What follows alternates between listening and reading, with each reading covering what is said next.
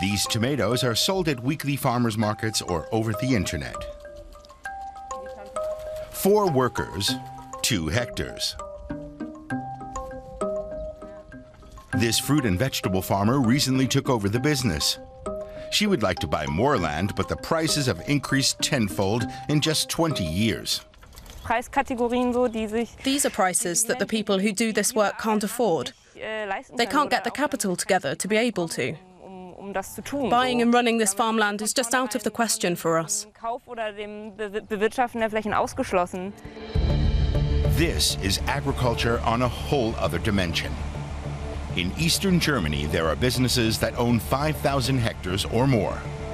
Behind it are agricultural funds and large family holdings with headquarters in far-off regions.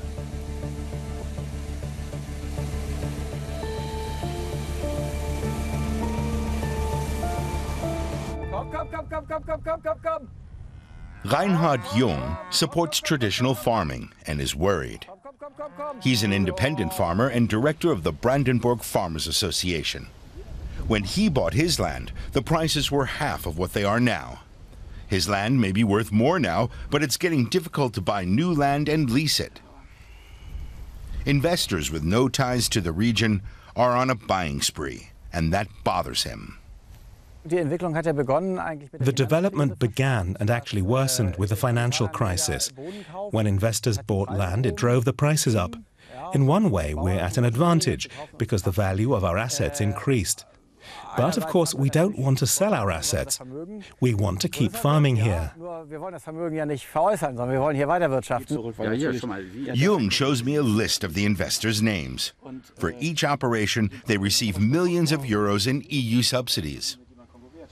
Among them are investment funds, international furniture retailers, and family holding companies. No one from the list wants to comment on camera. But one of them has told me that he owns 15,000 hectares that are worth 170 million euros.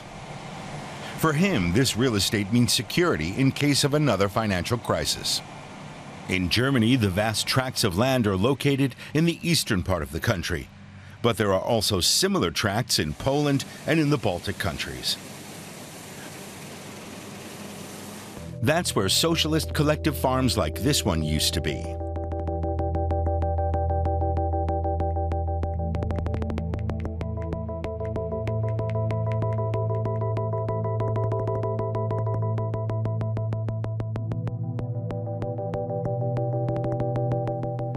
DIETMAR LUCKE has also been offered good money for his 800-hectare cattle farm. He himself had taken it over from a socialist collective.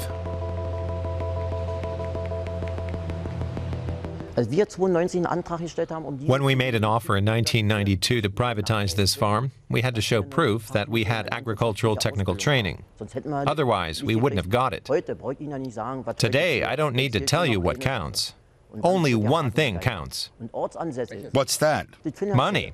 Can you buy the farm or not? 25% of agricultural real estate in eastern Germany is already in the hands of corporations and companies based elsewhere. Many farmers are very angry. Because it always leads to people with no ties to the region taking over, and services from somewhere else in Germany coming in with containers and technology and doing work there, and then leaving again. There's no connection at all to the people in the region. EU subsidies depend on the size of the land.